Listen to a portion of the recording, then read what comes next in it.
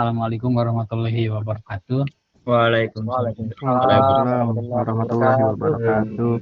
Ya, pada kesempatan ini saya perwakilan dari kelompok saya akan mempresentasikan materi pertemuan 5 dari mata kuliah Pendidikan Agama Islam dengan tema membangun paradigma Qurani untuk menghadapi kehidupan modern. Oke, next slide, sorry. Untuk anggota kelompoknya di sini saya Riza Wirakusuma dan teman saya. Halo, saya Tegar Abiansa Pangestu. Selanjutnya ada saya Muhammad Nabil Muharam. Dan ada saya juga Muhammad Chandra. Saya sendiri Haikal Liwawu Nazari. Dan saya Ilham Mardiansa. Ya, next slide. Ya, sebelum ke inti materi, di sini saya ingin menjelaskan dulu apa itu paradigma. Secara etimologis, kata paradigma berasal dari bahasa Yunani, yaitu para yang berarti di samping atau di sebelah, dan digma yaitu berarti sudut pandang, teladan atau ideal. Jadi paradigma di sini adalah cara pandang atau cara berpikir tentang suatu realitas. Secara terminologis, paradigma adalah cara berpikir yang menyeluruh dan konseptual terhadap suatu permasalahan dengan menggunakan metode keilmuan yang dapat dipercaya. Adapun paradigma Qurani di sini adalah cara pandang dan cara berpikir tentang segala realitas kehidupan berdasarkan ajaran Al-Quran. Oke, next slide. Di sini mengapa Al-Quran menjadi paradigma? Fokusnya di sini Al-Quran itu bukan sekedar kitab suci, melainkan adalah sumber primer utama dalam segala aspek kehidupan sebagai umat muslim, mulai dari teologi, hukum, akhlak, dan pendidikan hingga pemikiran dan pembaharuan. Al-Quran di sini mengandung gagasan yang sempurna dan metahistoris tentang kehidupan manusia. Di dalamnya juga terdapat tolak ukur yang jelas tentang benar dan salah, baik dan buruk, serta indah dan jelek. Oleh karena itu menjadikan Al-Quran sebagai paradigma bukanlah hal yang utopis, melainkan sebuah keniscayaan bagi setiap muslim, sebagaimana firman Allah dalam Quran surat An-Nahl yang menyatakan bahwa Al-Quran surat An-Nahl ayat 64 yang menyatakan bahwa Al-Quran diturunkan sebagai petunjuk dan rahmat bagi orang-orang yang beriman. Oke, selanjutnya akan diteruskan oleh teman saya. Oke, selanjutnya di sini ada kondisi modernitas dan dominasi paradigma barat. Boleh di next, Mas. Nah, dunia saat ini didominasi paradigma filsafat barat modern, globalisasi, informasi, teknologi. Nah, umat Islam mengalami perbedaan cara pandang dalam merespon perubahan seperti yang pertama itu ada fundamentalis kembali ke ajaran dasar. Yang kedua ada modernisme menyesuaikan dengan perkembangan zaman. Yang ketiga dekonstruksi atau yang diartikan sebagai mengkritisi pemikiran lama. Yang keempat Islami ilmu menggabungkan ilmu dengan nilai Islam.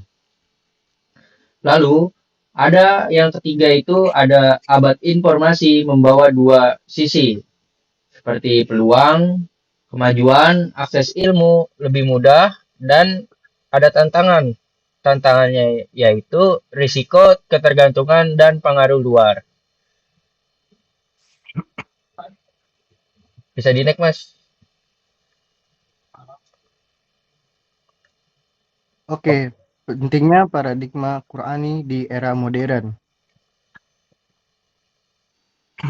Meneguhkan kemuliaan manusia. Tujuan kedua adalah meneguhkan kemuliaan manusia.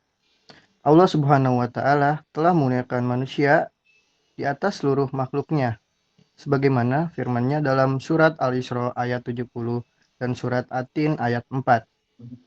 Manusia memiliki keistimewaan berupa akal, bentuk yang elok, keseimbangan, serta kemampuan untuk menjadi khalifah di bumi. Namun, kemuliaan sejati bukan terletak pada harta, jabatan, ilmu, atau keturunan.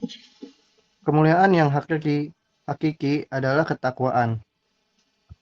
Kemuliaan itu terwujud melalui dua hal yang tak terpisahkan, iman dan amal soleh. Tanpa keduanya, manusia bisa jatuh ke tingkat yang lebih rendah daripada binatang. Al-Quran sebagai sumber primer. Next, meluruskan akidah.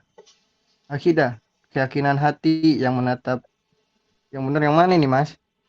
Baru, Al-Quran sebagai sumber primer segala aspek kehidupan. Pertama itu ada tujuan utama. 1. Meluruskan akidah manusia. 2. Meneguhkan kemuliaan manusia dan hak-hak asasinya. 3. Membantu umat Islam menghadapi modernisasi tanpa kehilangan identitas. Next. Next.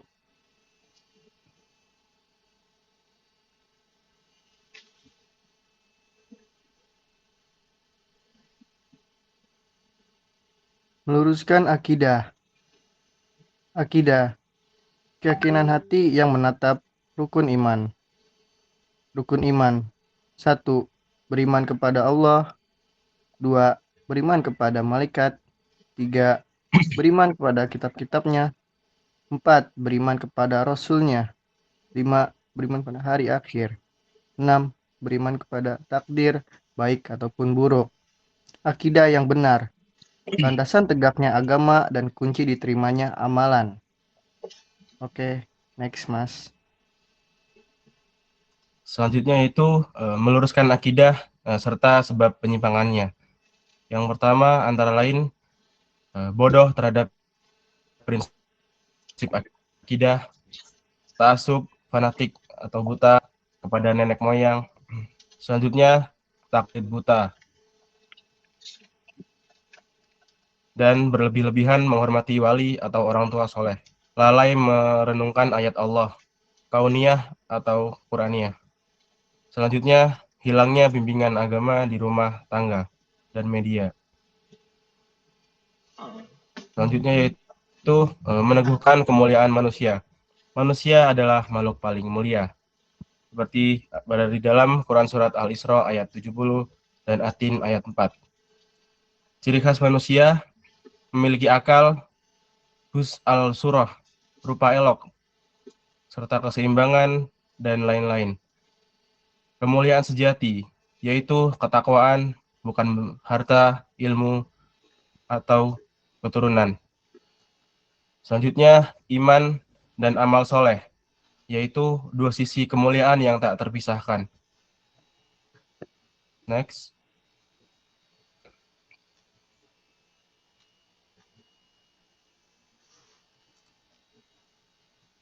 Mungkin selanjutnya bisa dilanjut untuk rekan saya, Mas Tegar. Oke, terima kasih.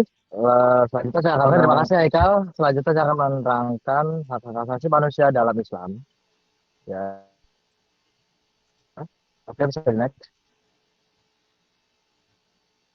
Oke. Hak-hak asasi manusia menurut para Islam memandang kehidupan sebagai karunia suci dari Allah yang wajib dijaga. Ada 2 poin yang terdapat dalam ini, yaitu hak hidup.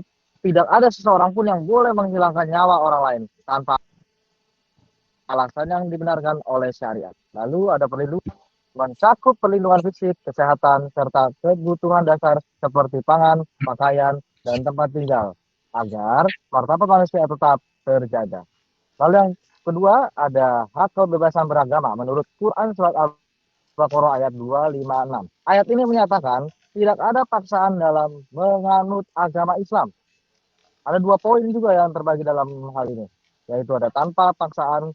Islam melarang pemaksaan terhadap siapapun untuk masuk ke dalam Islam. Lalu yang kedua ada toleransi. Setiap individu diberikan kebebasan untuk meyakini dan menjalankan ibadah sesuai keyakinan masing-masing. Lalu lanjut ke poin yang ketiga, ada hak, keadilan, dan persamaan. Hak ini ada dalam Quran surat Al-Hujurat ayat 13. Ayat ini menegaskan bahwa semua manusia berasal dari sumber yang sama, yaitu Adam dan Hawa, dan diciptakan bersuku-suku agar saling mengenal. Ada 2 poin yang terdapat dalam hal ini, yaitu ada persamaannya. Tidak ada perbedaan derajat antara laki-laki, perempuan, suku, atau bangsa tertentu di hadapan Allah. Keadilan, satu-satunya pembeda kemuliaan di hadapan Allah hanyalah tingkat ketakwaannya. Lalu yang keempat ada hak pendidikan. Mencari ilmu merupakan kewajiban bagi setiap muslim, baik laki-laki maupun perempuan. Pengembangan potensi pendidikan dipandang sebagai fondasi utama mendekatkan diri kepada Sang Pencipta. Lalu untuk poin yang terakhir yaitu adalah hak kebebasan berpendapat dan kepemilikan. Kebebasan berpendapat, Islam menjunjung tinggi musyawarah atau syura dan memberi ruang bagi setiap individu untuk menyampaikan ide atau kritik demi kebenaran dan keadilan. Lalu poin yang terakhir ada hak kepemilikan. Setiap orang berhak memiliki harta benda cara yang halal dan dilindungi secara hukum agar tidak dirampas oleh orang lain secara zalim. Oke, next. Next yaitu kesimpulan. Kesimpulannya adalah paradigma Qur'ani adalah cara pandang dan cara berpikir yang berlandaskan Al-Quran sebagai sumber utama kebenaran dalam kehidupan. Di tengah dominasi paradigma Barat dan perkembangan modernisasi, paradigma Qur'ani menjadi sangat penting sebagai pedoman bagi umat Muslim. 2 pilar utama yaitu meluruskan akidah dan meneguhkan kemuliaan manusia. Paradigma Qur'ani bertujuan untuk meluruskan akidah, menjaga kemuliaan manusia, serta menjamin hak-hak manusia. Kemuliaan manusia dalam Islam tidak ditentukan oleh harta, jabatan, atau keturunan, melainkan oleh iman, amal soleh, dan ketakwaan. Tantangan modern dapat diatasi dengan kembali kepada Al-Quran sebagai tolak ukur. Rekomendasi: integrasikan nilai Qur'ani dalam pendidikan, kehidupan sehari-hari, dan pengembangan ilmu dalam pengetahuan. Al-Quran tidak hanya berfungsi sebagai kitab suci, tetapi juga sebagai sumber ajaran yang mencakup seluruh aspek kehidupan, seperti akidah, hukum, akhlak, dan pendidikan. Oleh karena itu, menjadikannya sebagai paradigma merupakan suatu keharusan agar kehidupan tetap berada pada nilai-nilai yang benar. Dengan menerapkan paradigma Qur'ani, umat Islam diharapkan mampu menghadapi tantangan kehidupan modern tanpa kehilangan jati diri dan tetap berpegang pada nilai-nilai Islam. Demikian presentasi dari kami. Semoga materi yang kami sampaikan dapat bermanfaat untuk Anda. Membangun paradigma Qur'ani untuk menghadapi kehidupan modern. Sekian dari kami. Mohon maaf bila ada kata-kata yang salah. Assalamualaikum warahmatullahi wabarakatuh. Warahmatullahi wabarakatuh. Waalaikumsalam warahmatullahi wabarakatuh.